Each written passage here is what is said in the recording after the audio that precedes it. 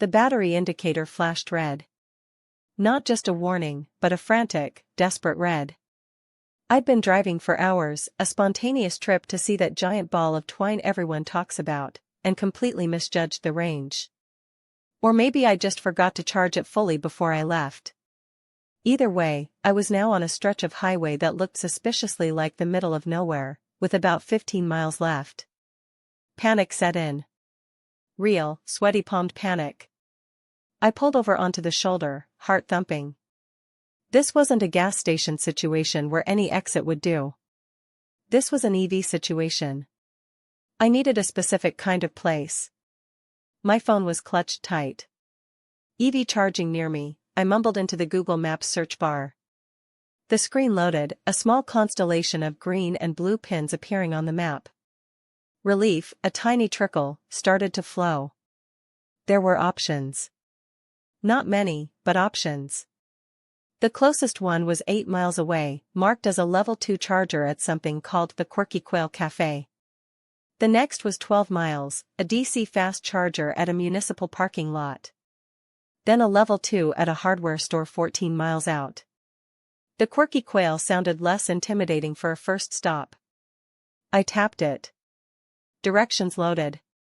The voice from the phone guided me off the highway, onto a 2-lane road that wound through fields, then past a cluster of houses, and finally into what looked like a very small town.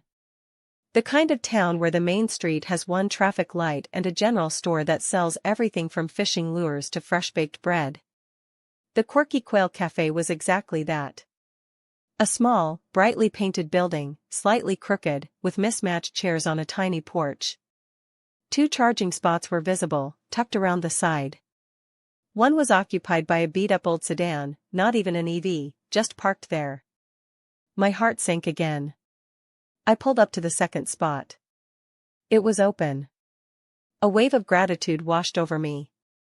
I plugged in, the familiar click confirming the connection. The car screen showed it was charging, slowly, but charging. I had about 2% left when I connected. That was close. I walked into the cafe. It smelled of coffee and something sweet, like cinnamon. A woman with bright pink hair and a tattoo of a quail on her arm was behind the counter. "First time here?" she asked, smiling. "Yeah, just needed a charge," I said, gesturing vaguely towards my car. "Happens all the time," she chuckled. "We get a lot of emergency chargers. Grab a coffee, stay a while. The Wi-Fi's good." I ordered a coffee and a scone. The cafe was quiet, only 2 other people, both engrossed in books. I sat by the window, watching my car slowly gain charge. The town was peaceful.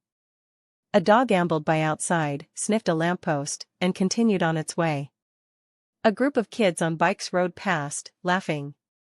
About an hour later, my car had gained enough charge to comfortably get me to the next fast charger, or even home if I drove carefully. I decided to push on. I paid for my coffee and scone, thanked the pink-haired woman, and unplugged. As I was pulling out, the beat-up sedan that had been occupying the other charging spot finally moved.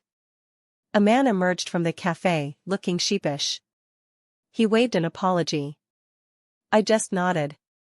It was fine. I got my charge.